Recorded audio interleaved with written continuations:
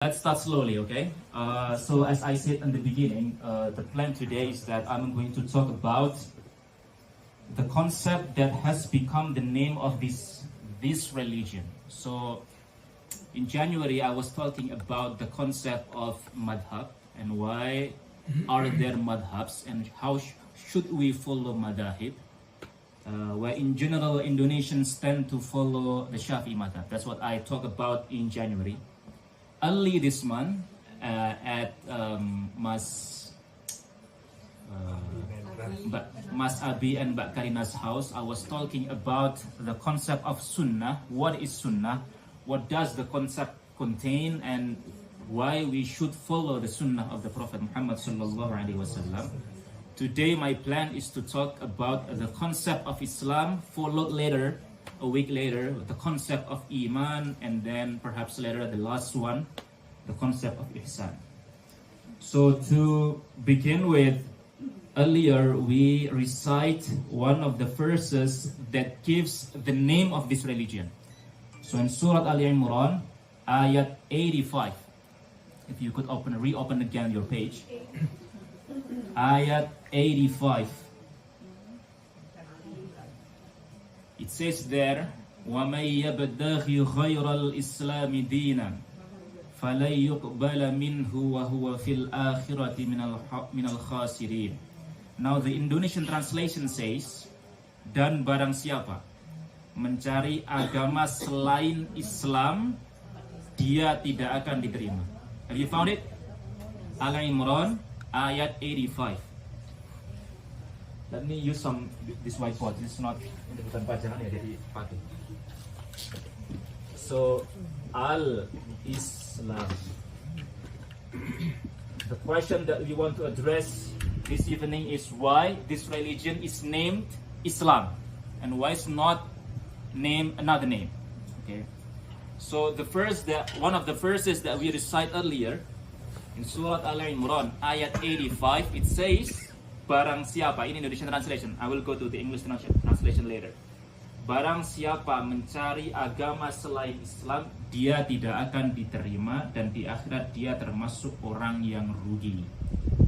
Whoever seeks a way other than Islam, I'm using the Mustafa Khattab's translation, it will never be accepted from them, and in the hereafter they will be among the losers. Now this verse, along with another verse that has similarly the same meaning, which says, Inna dina indallah Islam, surely the religion that is accepted by Allah is Islam. Number one, it declares the salvific exclusivity of Islam. Now that's a big word, meaning that the religion that Allah accepts is only Islam.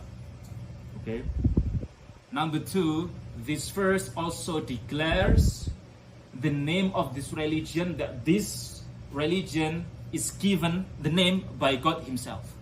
Now if we compare that to other religions, now there are many other religions and their name are not clearly stated or explicitly stated in their own scripture. In fact, part of the distinctiveness of Islam is that the name itself is given within the scripture. Ini kalau saya berbicara pakai bahasa Inggris ini masuk enggak ini? Kurang masuk ya? Masuk. The difference between language conveys not only meaning but also feeling, you know. Yes. I'm speaking in other than native Indonesian language, the information might come across but the feeling is not conveyed properly. Anyhow. So it might not be that it is directly one of the strong arguments to prove the truth of Islam or the veracity of Islam, but it proves the distinctiveness, the uniqueness of Islam in comparison to other religions. Now, other religions, for example, the name of other religions, pick one: Judaism, Christianity, Hinduism, Buddhism, Confucianism, Shintoism. Most world religions, they have the name that ends with ism, as if they are like ideology. You know? Ideologies like capitalism, communism. Judaism, only two religions whose name are not ended with the word ism, and that is Christianity and Islam, right? Now, what distinguishes Islam from other religion is that the name of the religion itself is mentioned in the scripture clearly, that the name is Islam and people who follow this religion are called Muslimun. Now if you compare with Judaism, for example, agama Yahudi, the founder is considered to be Moses. We believe that Musa is following the religion of Islam as well, but they say that the founder of Judaism is Moses. Is it historically factual, or is it mentioned in their scripture, the Torah, that Moses says this religion is called Judaism? Agama ini namanya Yahudi. Apakah Musa pernah mengatakan begitu? Alaihissalam. Tidak pernah ada. Hinduism, for example, there is no mention of the word Hinduism in their scripture. Veda, tidak ada. Hinduism, if you look at the history, that word itself only emerged in the 19th century or 18th century at the earliest, around 200 years ago, meaning that 100 centuries ago, the very name religion, the very name Hinduism itself is not mentioned in the scripture. That religion was named Hinduism because the Muslims, when they came to India, and so they see a plethora of people who are practicing different religions, and because they were located beyond the Indus River, so they were named Hinduism.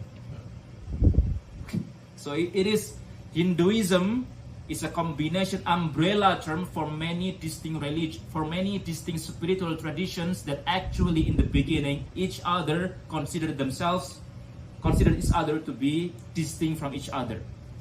Jadi memanggil tradisi spiritual di India as Hinduism would be tantamount to calling Judaism, Christianity, and Islam as Abrahamic religions. Now that's the analogy of Hinduism. Buddhism is named after the Buddha, but the Buddha itself does not claim that this religion is named Buddhism. Confucianism is named after Confucius, something like that. Shintoism, etc. Many world religions, the name of the religion itself is not mentioned in the scripture. Now, the largest religion of the world today, at least until today, still, is Christianity. Now, the founder of that religion is considered to be Jesus. The big question is whether Jesus never himself said, I bring to you this religion, and this religion is named Christianity. Tidak pernah ada kan? Yesus tidak pernah mengatakan saya membawa agama ini agama saya namakan Kristen, tidak pernah ada. Jesus himself Jesus himself followed the religion of the Hebrew people at that time.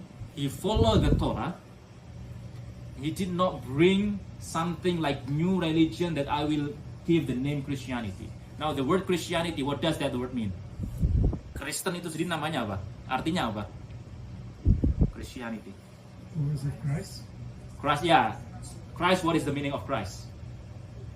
So Christianity is the religion that follow the Christ. Now that begs another question. What is the meaning of Christ?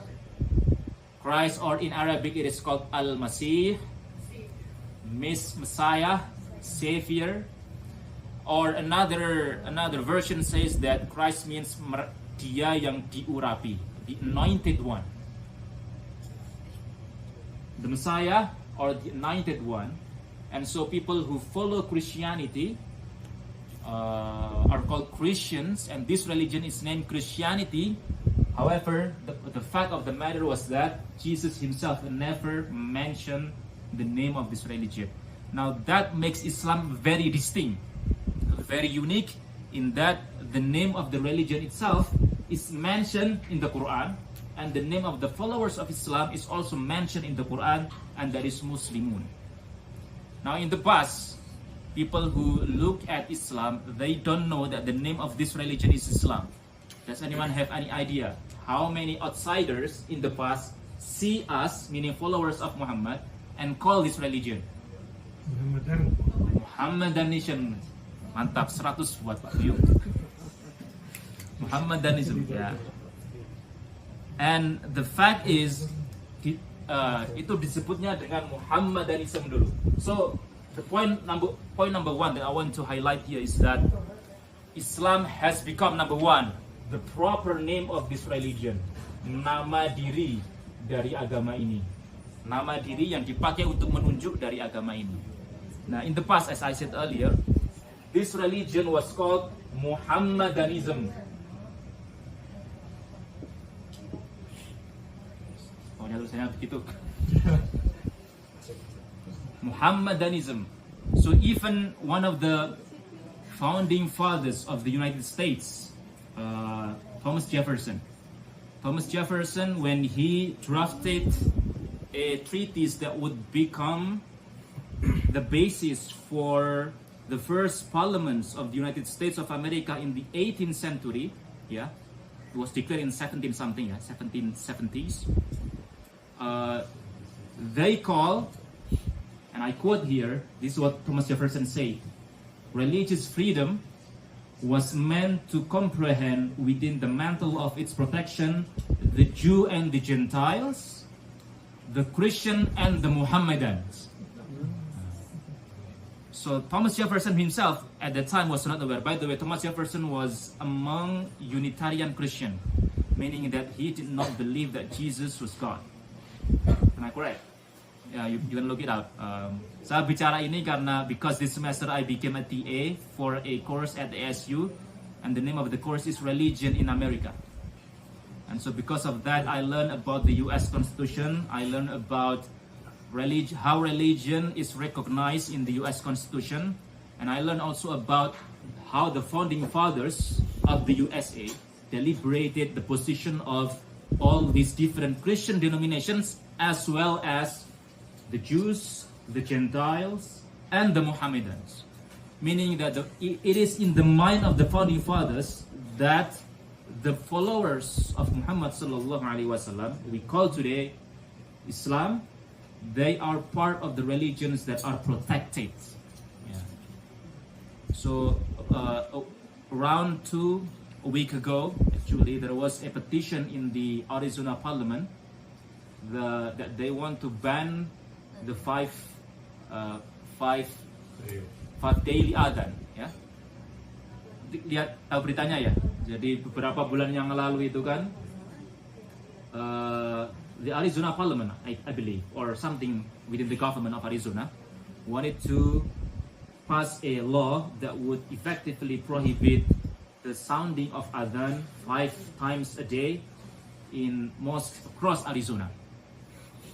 But that petition was cancelled. Tidak jadi dikabulkan karena apa? Karena because of some advocacy from CAIR, the Council of Islamic American Relations, that they say that this contradicts the Constitution that protects the religious freedom, and that religious freedom, according to one of the founding fathers of the US, extends to the Muslims. Jadi sebenarnya ibadah kita itu diproteksi oleh konstitusi Amerika. Actually, we should feel secure, we should feel safe untuk sholat di mana saja sebenarnya. Sometimes when we go for traveling, and some people would choose to pray inside the car, am I correct? Ya kan, kadang-kadang orang kalau traveling karena khawatir, kemudian dia sholatnya di dalam mobil, ya. Karena khawatir kalau sholatnya di luar nanti di kayak di tempat pemberhentian pom bensin gitu ada orang bawakan terus ditembak atau bagaimana. But actually if we understand how this country was founded and the protection of religious freedom extends to the Muslims, actually we can say no, you should be aware of your own constitution here, that I am protected here to exercise my right of religious freedom, to exercise the rituals that are obligated by my religion sebagai seorang Muslim. Nah, dari situlah kemudian, and then from that statement from Thomas Jefferson, we have the first amendment in the U.S. Constitution that says Congress shall make no law respecting an establishment of religion or prohibiting the free exercise thereof. Now that is one clause within the Constitution that protects the free exercise of religious freedom for all people actually. In the beginning it was only the Christians, the Jews, the Mohammedans, now the Muslims, and also the Hindus, the Buddhists, and other religions. Now, again, the point here being that Islam is distinct here in comparison to other religions, that the name of the religion itself is mentioned in the Quran. Now, what is the definition of Islam? Definisi orang disebut Muslim itu apa? How one counts as a Muslim. What is the definition of being Muslim? Udah Rizky and Pak Eric, you can sit. You don't need to stand up forever. What is the definition of Muslim? What is the definition of being a Muslim? Kalau orang ditanya, oh ini Muslim, ini bukan. Is it by the look of himself? By the look of them, kalau orang pakai peci apakah jadi Muslim? Enggak. Orang pakai sarung apakah jadi Muslim? Bukan. Tidak ya. Orang-orang Kristen sebagian juga pakai sarung di Indonesia. Apa definisi Muslim? What is it? Believe in Allah. Orang Kristen di Indonesia juga nyebut Tuhannya Allah. Allah sebenarnya. So Allah, by the way, Allah means God in Arabic. And it's not only the Muslims who call God Allah in Arabic. The Christian in Syria, in Egypt, in Iraq, in Jordania, etc. Even in Palestine, they would call their God Allah, because the word Allah means God. Mereka orang Kristen di Syria, di Mesir, kalau kebaktian, when they do mass prayers, they would call the mass prayers as sholat. Sholat yang punya. Sholat. So the definition of being Muslim is that anyone who believes the shahadat, that there is no deity worthy of worship except God. Now there are two ways of translating the shahadat, la ilaha illallah. There is no God but Allah. Or I think the more correct translation, usually Imam Umar Tawil membimbing syahadat itu, he would say there is nothing worthy of worship except God, because the word Allah itself means God. And whoever declares that Muhammad is his messenger. So anyone siapapun yang mengatakan tiada Tuhan selain Allah dan Muhammad adalah Rasulullah, maka dia adalah seorang Muslim. Now the question, someone says that but doesn't really practice Islam. He is not a practicing Muslim. He is sometimes we call in English cultural Muslim, nominal Muslim. In Indonesia we call that Muslim KTP. Muslim KTP atau Muslim apa lagi namanya? Ya Muslim ikut-ikutan kurang lebih. Someone claims to be Muslim but he doesn't pray 5 times a day, the daily prayers. Is he still a Muslim or not? Yes. Is he still Muslim? Yeah, he is still a Muslim according to the mainstream position. There are some groups who would consider if you don't pray, then that nullifies your commitment to Islam. Itu di madhab Hambali, the Hambali madhab itu yang ada di Arab Saudi itu. Sebagian ulamanya berpendapat kalau seorang Muslim tidak lagi sholat, dia sudah keluar dari Islam. But that's not the mainstream position. Alasannya adalah because As-salatu imaduddin. Salat adalah one of the pillars of Islam. Go ahead, ya. Nah, if someone doesn't pray, there are two possibilities. I mentioned this once ya. Kalau orang mengatakan dirinya Muslim tapi tidak sholat, ada dua kemungkinan. He still believes that prayer is obligatory and therefore he is a sinful Muslim. Or he no longer believes that salat is obligatory, therefore he nullifies one of the essential tenets of Islam. Saya ulang ya, kalau seseorang mengaku dirinya Muslim dan tidak salat, itu ada dua kemungkinan. Yang satu, dia masih meyakini salat itu wajib, he still believes that the daily prayers are obligatory. Dan yang kedua, dia tidak lagi meyakini salat itu wajib. Kasus yang pertama, for the first case, he is still Muslim. If someone claims to be Muslim, doesn't pray, but still believes that Salat is obligatory, just lazy, for example, he still counts as Muslim. But if he no longer believes that I am not obliged to do the 5 daily prayers, then he negates one of the essential teachings of Islam. If someone is a Muslim, then for him is the rights of become a Muslim. Di antara hak-hak seorang Muslim adalah apa? Kalau dia meninggal, maka jenazahnya, then his body should be treated as janazatul Muslim. Jadi dimandikan, dikafani, disolati, dan dikubur, dan dia berhak mendapatkan doa Allahumma ighfir lahu warhamhu wa'afihi wa'fu anhu wa akrim nuzulahu. So when we do sholatul janazah, there are 4 takbirs, ya. Takbir pertama itu Fatihah, takbir kedua sholawat, takbir ketiga, the third takbir we say Allahumma ighfir lahu warhamhu wa'afihi wa'fu anhu. We seek forgiveness for the deceased, for the dead. Now that type of dua is not to be said for those who are not Muslims. That's only reserved for the Muslims.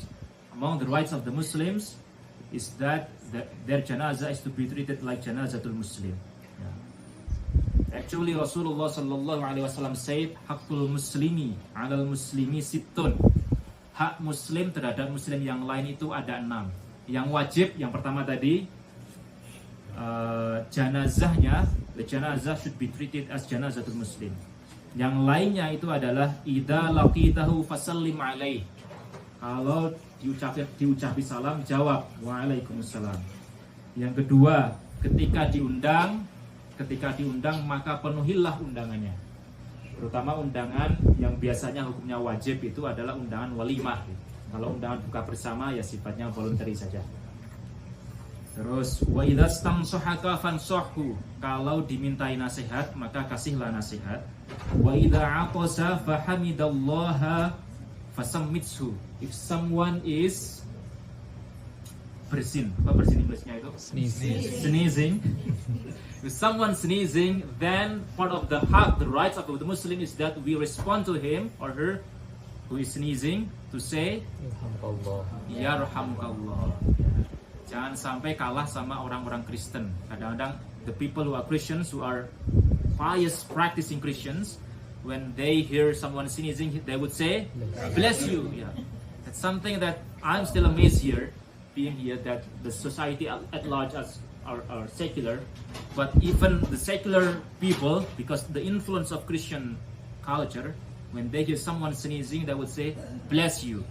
Now if someone sneezing as a Muslim, they say Alhamdulillah, the response would be Yarhamukallah, meaning may Allah have mercy upon you. Semoga Allah merahmatimu. Nanti yang bersin menjawab balik Yahdikum. Now that is mentioned in the Quran as part of the 6 of the rights of Muslim to other Muslims. So we cannot say that bless you.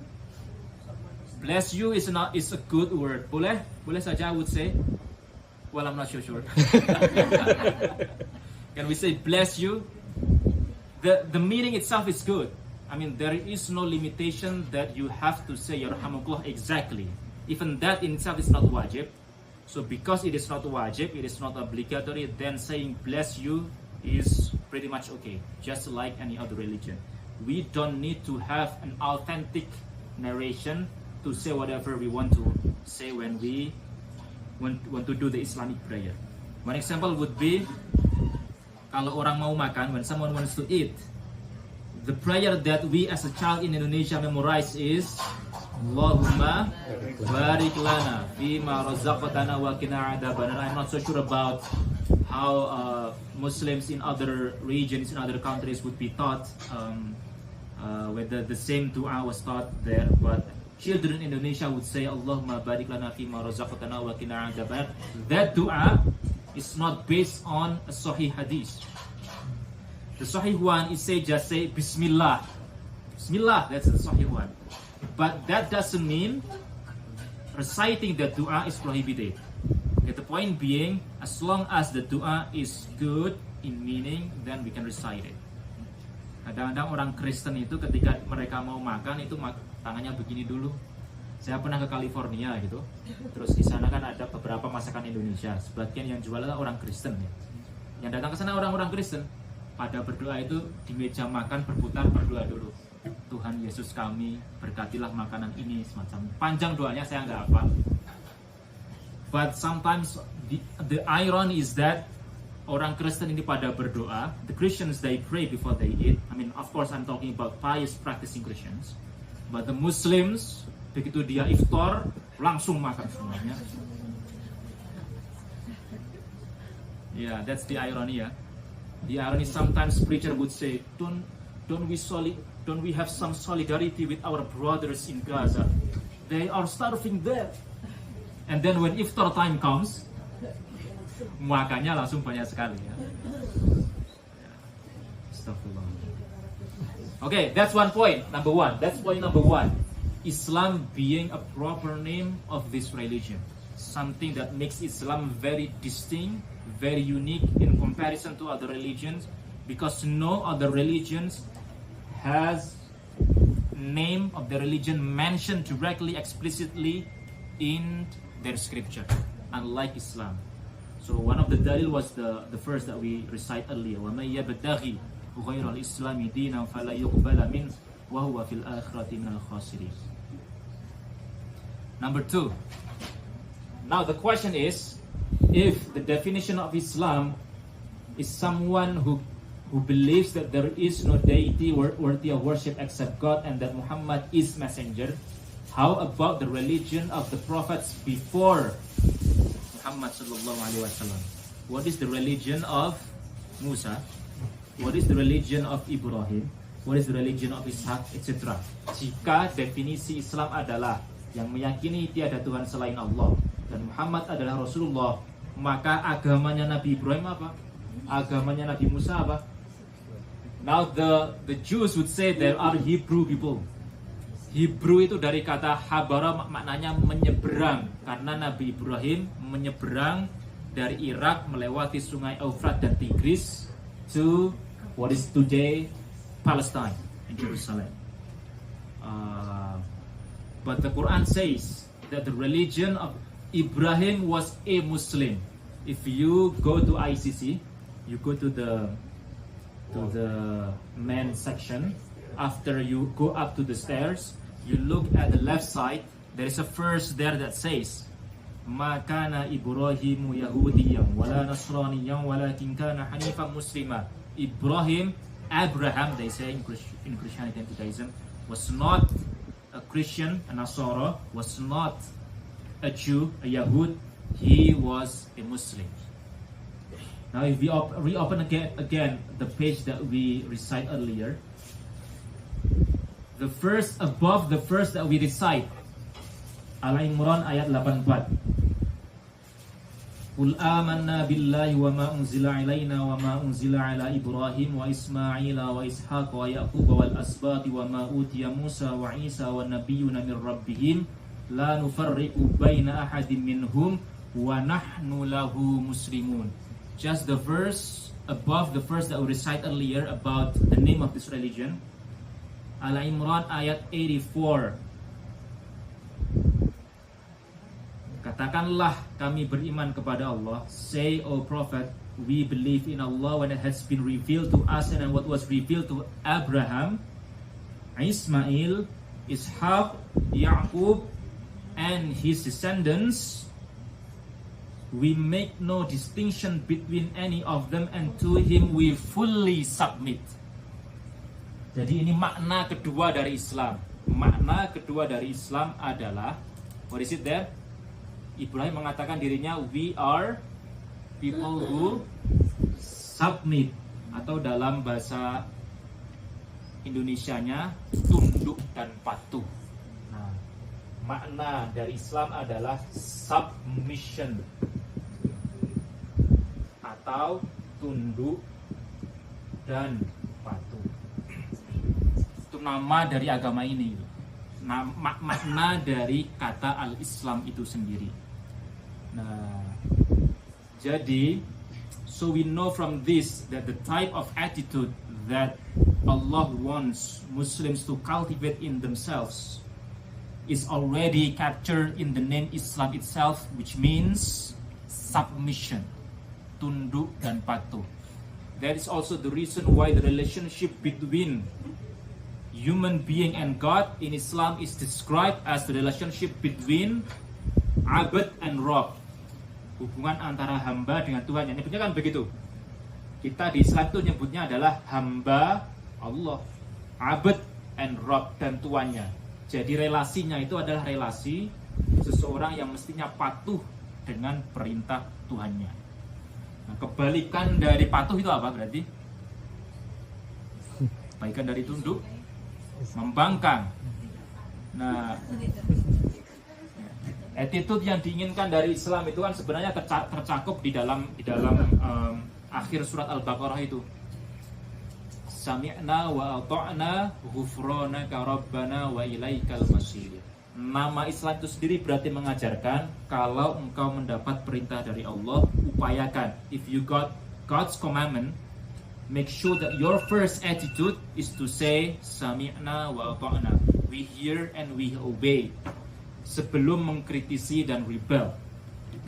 Nah, lawan dari sami'na wa ata'na, sami'na wa ata'na, we hear and we obey, itu juga dicantumkan di dalam surat Al-Baqarah, sami'na wa asaina. We hear but we membangkang apa?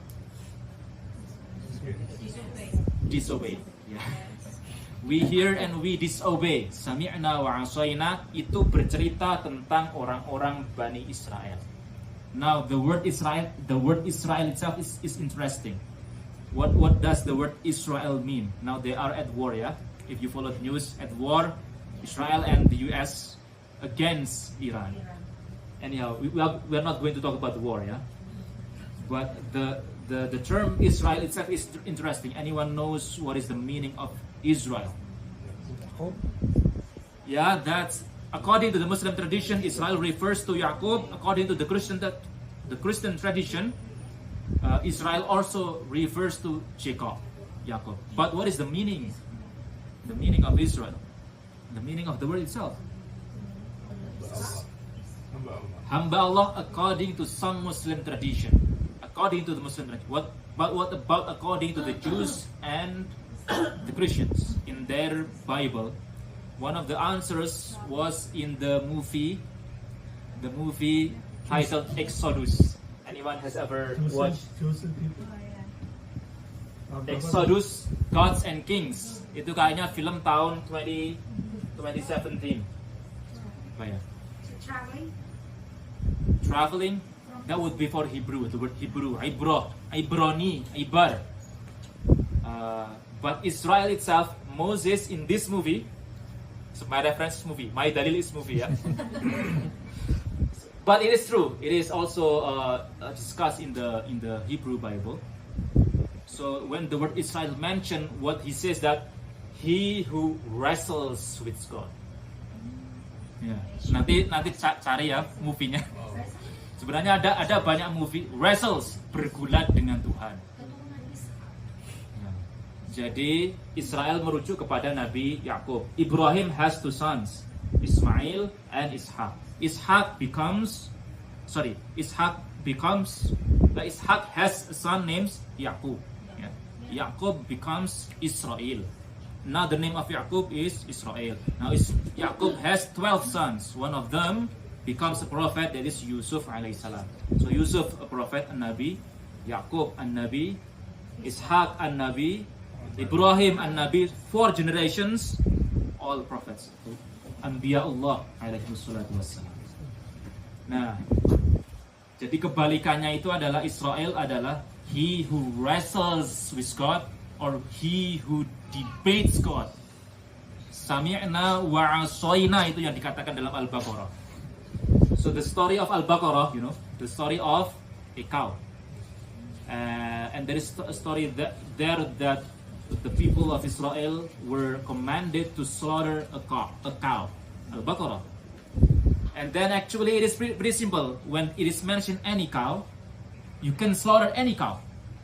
But they ask whether the cow is old or young.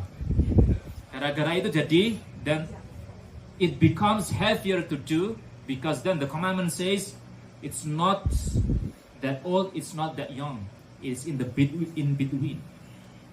And then it's us again, what is the color of the cow? And then God says it has to be yellow. And then they ask again whether the cow was used for work or not. And then the answer would be the cow was never used for any farm work. Jadi Bani Israel itu, let me switch to Indonesian ya, for lebih susah menjelaskannya dalam bahasa Inggris. Orang-orang Bani Israel itu di Al-Baqarah cerita tentang sapi. Diperintah sama Nabi Musa, diperintah sama Allah, kau Bani Israel sembelilah sapi. Sebenarnya kalau attitude-nya saya dengar saya taati, jelas apapun sapinya, that suffice for the command. Tapi malah tanya, sapinya muda atau tua? Gara-gara tanya jadi berat. Pokoknya tidak terlalu muda, tidak terlalu tua. Tanya lagi, sapinya warnanya apa? Akhirnya dijawab, warnanya kuning. Makin susah. Kalau putih hitam mudah, di kuning masih susah. Tanya lagi, sapinya itu pernah dipakai untuk membaca atau tidak? Jawabannya yang belum pernah dipakai membaca.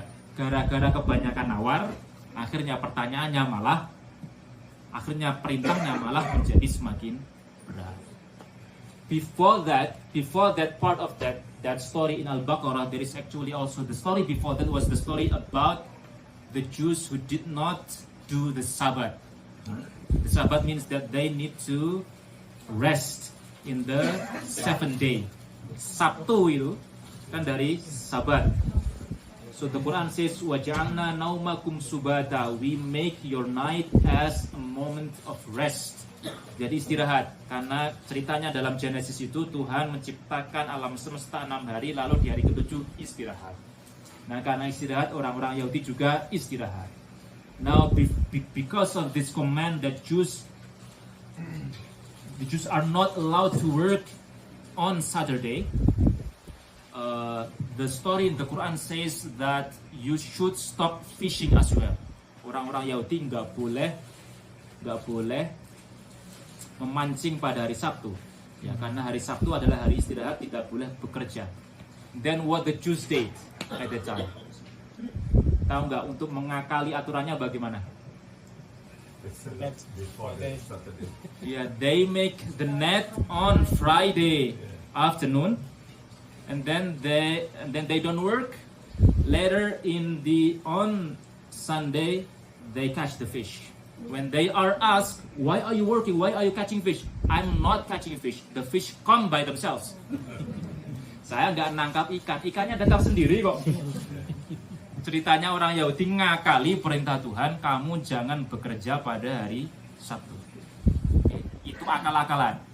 Memang tidak melanggar perintah, karena saya tidak bekerja. Ikannya datang sendiri. Tapi itu akal-akali. Now the same phenomenon, sometimes we can have that within the Muslim community, that they want to look for some loopholes when they're practicing God's commands. For example, one would be, this is now the month of Ramadan. I am feeling lazy to fast. I think I can travel from here to Tucson. Now, when traveling, then someone has the dispensation not to fast. Am I correct? Now, if saya travel ke Tucson, kan travelnya lebih dari 91 km, itu jarak sholat qasar. Then I have the dispensation not to fast. Tapi saya datang ke sana semata-mata agar tidak puasa. Dia melanggar aturan agama atau tidak? Can we say that he violates the rules of fiqh? Nothing. But the intention is that he is looking for some loopholes in the religion. Mentang-mentang kaya, saya nggak pengen puasa. Dia orang Jakarta gitu. Saya nggak pengen puasa, saya mau traveling lah ke Papua. Semata-mata biar bisa buka puasa. Itu dia attitude mencari loopholes kayak begitu. Nah, atau misalnya, now the example would be that, and this happened in the past actually, when people want to avoid the obligation to pay zakat. One of the requirements was that if you want to pay zakat, then you need to accumulate your wealth, your gold and silver for a year.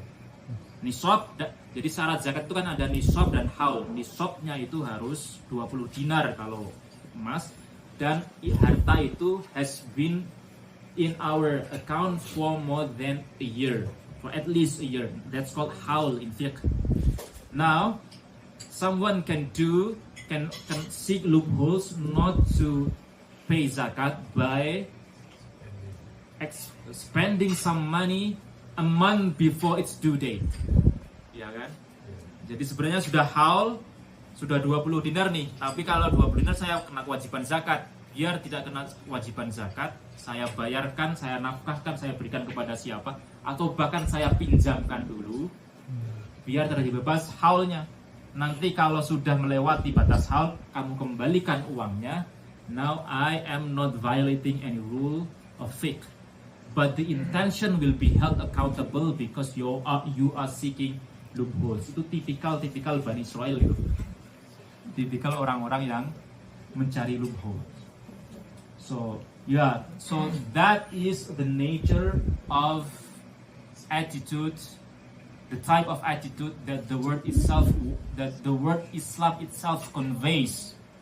The meaning of Islam itself is submission. Now the last one, because we only have, I don't know how many minutes, 5 minutes more? 3 minutes. This is very short, and then let's, if some of you want to have some discussion, we can have that.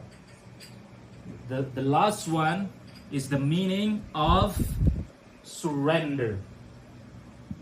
Surrender, berserah diri.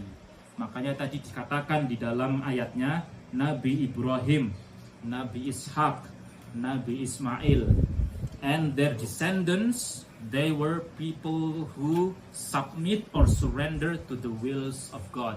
Wa nahnu lahu muslimun.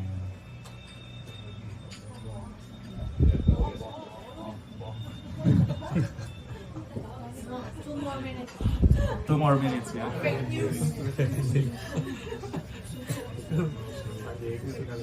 Nah, surrender to the will of God, just 2 minutes. Attitude-nya adalah, itulah kenapa dalam rukun iman itu ada iman kepada qada dan qadar Allah Subhanahu wa taala. Hidup itu, life will be made simple, and actually you will be more happy if you let it go to the God's decree. Let it go to God's decree. Saya pasrahkan kepada Allah. That's why the last 3 verses of Al-Baqarah says, Lillahi ma fis samawati wa ma fil ard. Am I correct? Lillahi ma fis samawati wa ma fil ard. Wa in tubdu ma fi anfusikum. Everything in the heavens and on the earth belongs to God. Semua yang ada di atas bumi ini, termasuk tubuh saya, termasuk keluarga saya, pada akhirnya adalah milik Allah Subhanahu wa taala. Mereka di luar kontrol kita. We might be really hard wanting them to be a committed practicing Muslim, but sometimes God's decree overrides what you want. Ya, itu menjadi takdir Allah Subhanahu wa taala yang tidak bisa kita lawan. Sebenarnya sikap surrender, melepaskan, lepaskanlah, itu sikap yang lebih sehat dalam menghadapi persoalan-persoalan di hidup. I think I will end there.